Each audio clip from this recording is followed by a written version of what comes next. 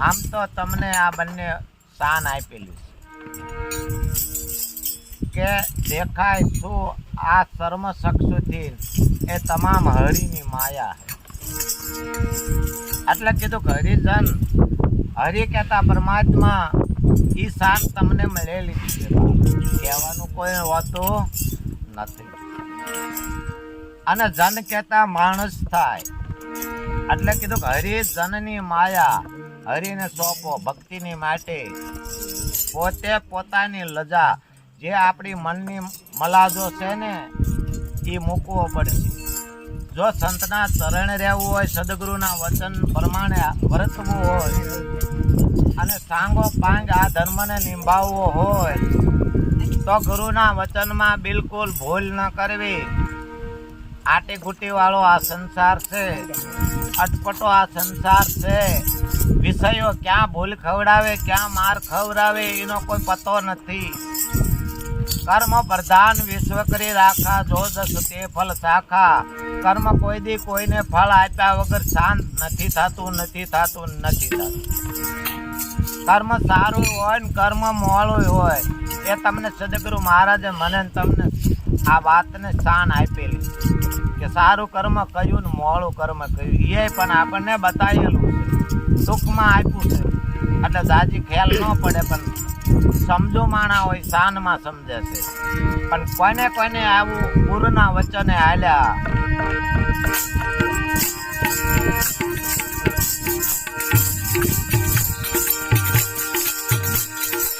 તારા મને તો ઉજરા ન લાગ્યા ઘોડાયો છે આના રાજા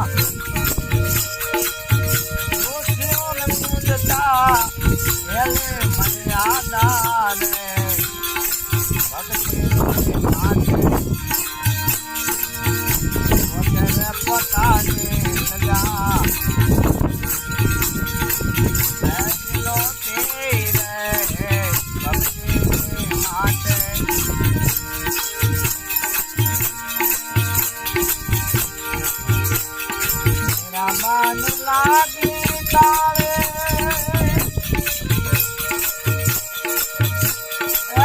ધરમના પશુનો ભાળે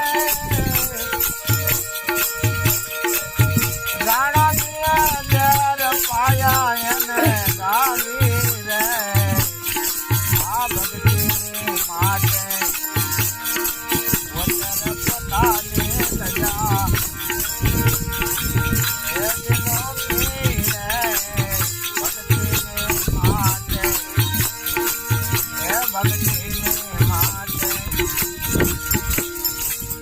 એક ઇતિહાસને યાદ કરવા જેવો છે અને આ ભક્તિમાં ટકી રહેવો જ કરવો અને એની જેવો થવાનો પ્રયત્ન કરવો ભૂંડા માણાની સોબત ન કરવી એને બગડેલા બગાડે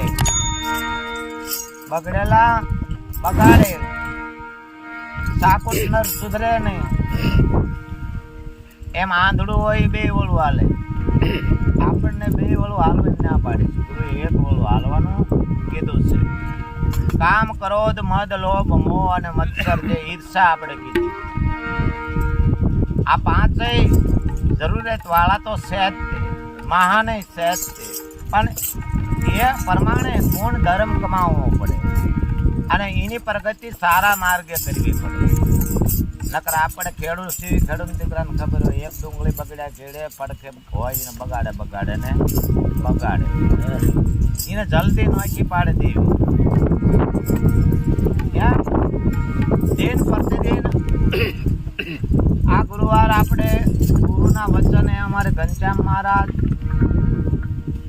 અને આજ પણ આપણી સભામાં ઉપસ્થિત દેવરામ મહારાજ રંગપરથી અને આ બધા મહારાજ બોલવામાં આવે છે અને મહારાજનો અર્થ આપણને તો કદાચ સમજાયો છે બીજા એવું સમજતા આમને મહારાજ કેમ કે છે બાબર છે આ કોળી છે મહારાજ આવા બધા સંશયો ઊભા થતા હોય પણ આપણને તો સમજાવી દીધા કે તમે મારા હું તમારું કોઈ અલગ નહીં ને અને જાતિ બાતિની ગંગા સતીએ વાત કરી 52 ભજનમાં એક ભજનમાં લીધું જાતિ ને બાતિ શબ્દ. તો એ કાયમ પણ આપણે વાત થતી હોય, સંતો કહેતા હોય કે જ્યાં સુધી આ ઉપલી સાંભળી છે સાલ છે, એ સાલના ભેદે આ બધું થયું છે. ઠીક છે, વિધિવંત આ સરનામા બે હોય, એક ભૌતિક હોય ને એક આધ્યાત્મિક હોય સરનામું, અને એની વગર આ ઘર સુધી પહોંચાતું નથી. એટલે સરનામાની જરૂર તો પહેલી છે. કારણ કે કિસ્કંદામાં ભગવાન જ્યાં અને વાલીને સુગ્રીવને વાંધો હતો, એટલે સુગ્રીવને વેમ જો કે વાલીએ કોઈ શત્રુ તો નથી મૂક્યા ને, આમ રાજકુમાર જેવા લાગે, આમ જોઈતા ઋષિકુમાર જેવા લાગે. એટલે હનુમાનજીને કે તમે વિપ્ર સ્વરૂપ ધારણ કરો અને અજાણમાં તમે એમની ભેદ જાણી લો. આજે અજાણ આપણે હતા એનો ભેદ આપણને ગુરુજીએ જાણ કરાવી છે. આ જાણ કરવો હોય તો કોઈના ચરણે જવું પડે ને જવું પડે. ત્યારે હનુમાનજીએ પૂછ્યું છે કે આપ કોણ છો એમ. એટલે પહેલું જ સરનામું ભગવાને એ આપ્યું છે કે અમે અયોધ્યા દશરથ રાજાના રાજકુમારો છે. તો તમે આવી રીતે ઋષિકુમાર જેવો કેમ વેશ કરીને નીકળ્યા છો? તો એમને સત્ય વાત કરી, અમારે અક્ષત્રિય હરણ થયું છે તો એની ગોતમાં છીએ. એ પરિચય આપ્યો, એ પરિચયમાં શાન હનુમાનજી સમજી ગયા છે. કારણ કે એમને બંનેને આગળ નાનપણમાં વાત થઈ ગઈ કે હું નારાયણ જ્યારે જ્યારે આ પૃથ્વી માથે પાપ વધે છે અને ધર્મ ઘટે છે, ત્યારે હું પાપનું ઉત્થાપન કરીને ધર્મની સ્થાપના કરવા જન્મ લઉં છું. પણ તમારી સિવાય મારે મેળ ખાતો નથી શિવજી મહારાજને. એટલે તમે પણ કે હું તો કઈ અવતાર લેતો નથી, પણ છતાંય જાઓ કે 11માં રુદ્ર અવતાર રૂપી હું તમારા સાથમાં છું. એ હનુમાનજી હતા. એટલે એ બંનેને વાત થઈ ગઈ હતી કે આ સૃષ્ટિના માણસને, મૃત્યુલોકના માણસને કોઈ પ્રકારે દુઃખ ન પડે એવું આપણે બેન કરવાનું છે. પણ આપણી લીલા કોઈ જાણી જાય ને એટલું ગુપ્ત રાખવાનું. આપણા માતા પિતાએ જાણવા પડે એ રીતે આપણે રહેવાનું છે. એમ આપણી જે વાત છે, આપણી શાન છે કે નિરાત ધર્મના, નિરાત દેશના બાળકો હોય એ ગમે ત્યાંથી ગમે એવી વાત કરો તો એ મૂળ ઘરનો અર્થ હિલાવે. એને મૂળ ઘરનો અર્થ આવે, પણ મહેનત ને અભ્યાસ જેનો હોય છે એને. પણ ધંધો કરતા થાક લાગે. આ શરીરને ઘણી વખત માલકર કોઈ થાક એટલે મોળે પાવી જતી હોય તો એનેથી ને પણ આળસ થાય, થાક લાગે. પણ હરિભજનમાં જેને થાક નથી લાગતો ને એને આ નામનો મહિમાનું નક્કી થયું છે. ભવાયું ભલે એ દીએ રખડતું હોય ત્યારે એને પગમાં કપાસ્યું હોય ને કે આ શું રમતું હોય છે, પણ હાજે ભરતરી થઈને આવ્યો હોય તો આપણે કહેવું જ પડે કે હાલ અત્યારે તો આ કદાપી ભરતરી પોતે જ લાગે છે. એમ આપણને જે ભરતરી ઓળખાયો છે એ જયારે રૂપમાં આવી ત્યારે થાક ઉતરી જાય, તાવ ઉતરી જાય, અને કદાપી આ હાથની આંગળીઓ હલતી હોય એટલું જ બાકી હોય, બીજું કાંઈ ન હલતું હોય તો કોકને ક્યાંક તું ધમણ માર, હું પેટી વગાડી અને સત્સંગ ફેરેલો છે. એ ગુરુની કૃપા આપણી માટે હોય છે. એટલે હરિધનની માયા હરીને સોંપી દીજો. તમારું આમાં કાંઈ છે નહીં, કાંઈ લાયા નથી ને કાંઈ લઈ જવાના નથી. પણ જે તમે ભજન કર્યું હોય છે, કોઈ સેવા કરી છે સંતોની, તમારા ઘરે સંતોને આવ ભાવ પ્રેમથી બોલાયા છે, અને જે એનો આશીર્વાદ નાભીમાં નીકળે છે એ કોઈ દી પછી ફક્તો નથી.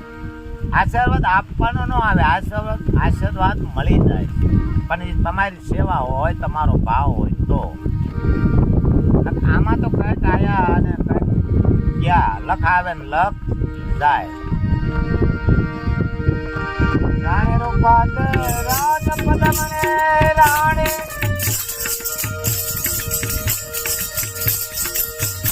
પાટ જાતા ચંદ્રમણીએ જાણી રાઉડ માલાએ તરવાર તાણી રે આ ભક્તિની માટે મોતર પોતાને લગાવે એનો પીરે ભક્તિની માટે અરે જનની માયા હરિને સોંપી રે ભક્તિની માટે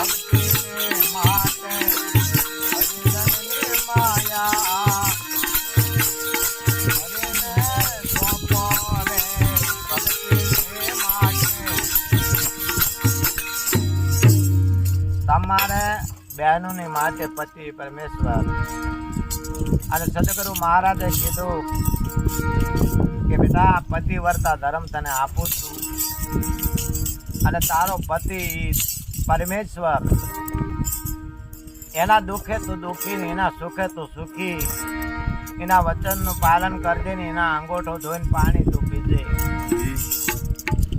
જે ભાગશાળી માણસ છે ને સદગુરુ મહારાજનો બોલ હૃદયમાં રાખી દીધો અને એને એમ કીધું હોય કે અમર પિયાલો મારા ગુરુજીએ પાયો મન મસ્તાના ભરું દીવાના અમરાપુરની આશા કરો તો છોડી દો અભિમાન. અરે ઇન્દ્ર જેવા આવીને ભરમાવે તો સતીનું મન ના લગે એવી સતીઓ જે થઈ ગઈ આ પાટે દાતા અને પામર એટલે મન છે એ પામર છે અને જેવા તેવાનું હાસું ખોટું ગમે એવું તમને ભરમાવે તો તેમાં તમે ભરમાઈ જાઓ એ પામર મન છે. નકર સદગુરુના વચને જે વેચાણા છે એ ભૂલ ન કરે ભલે ને ઇન્દ્ર જેવા આવી નથડાય તોય ન ભૂલ કરે. એનો પતિ એ જ પરમેશ્વર ભગવાન બ્રહ્મા વિષ્ણુ ને મહેશ જાત હોય કદાપી સાવિત્રીએ કહી દીધું હોય હંસોયા માતાએ કે રહ્યો ઘડી અને પછી તમારી જે માંગણી છે બધી માંગણી પૂરણ કરું, તમારે જે દક્ષિણા જોવી આપું. અને એવી કઠિન પરીક્ષા કરી હતી. એ તો 3 દેવ હતા, બ્રહ્મા વિષ્ણુ ને મહેશ. 3 ગુણ હતા, રજોગુણ તમોગુણ ને સતોગુણ. છતાંય બાળક બનાવી દીધા તો એ સતી માતા કાઢી. અને કદાપી સત્યવાનનો જીવ યમરાજા લઈને જતો હોય ને યમપુરી સુધી વહી ગયો હોય ને કહેતો હોય કે બેટા હવે પાછી વહી જા, અને એને એમ કે એને પ્રેમ થયો એની માથે, અને પ્રેમમાં ભાવ વિભૂર થયોનું વચન આપી દીધું, જા તાર જોઈશ સુખ દીકરા જોઈશ, કે તારા ત્યાં દીકરા થશે, પણ કે તમે એકદમ વચન દેતા વિચાર તો કરો, મારા પતિનો જીવ લઈને તમે જાઓ છો અને હું સતી છું, મારે કેમ સંતાનો થાય? ત્યારે યમરાજાની આંખ ખોલી દે કે ઓહો હું તો વચન દેતા ભૂલી ગયો, અને એનો જીવ પાછો આપવા પડ્યો સત્યવાનનો. એવા પતિવ્રતા ધર્મમાં આ ધર્મની એવી તાકાત છે. અને આ ધર્મ કોણ જાણતું હતું? તો કે દ્રૌપદી જાણતા હતા. કે આ ધર્મ કોણ જાણતું હતું? કે માતા કુંતા જાણતા હતા. એ ધર્મરાજાને નથી ખબર. અને દુર્વાસાને જઈને પૂછ્યું કે આ મા ધર્મની વાત સમજાવો, તો કે મા ધર્મની વાત તો તમારા ઘીરે જ છે, જાઓ કુંતી માને પૂછ્યું. એ કુંતી મા પાસે જાતા ત્યારે કુંતી માને ખબર પડી છે કે આ ધર્મ આવે છે કંઈક જુદા ભાવથી આવે છે, મને પૂછવા કંઈક આવે છે. એટલે પૂછ્યો ને ત્યાં કીધું કે ધર્મ તમે આયા છો, મને ધર્મની વાત પૂછવા આયા છો ને, એ ધર્મની વાત તો તમારા પત્ની પાસે દ્રૌપદી પાસે છે, કે અહીંયા જઈને પૂછી લો જાઓ. એમ આ મહાધર્મની વાત આદો અનાદિ 4 યુગ ચાલી આવે મારા બાપ.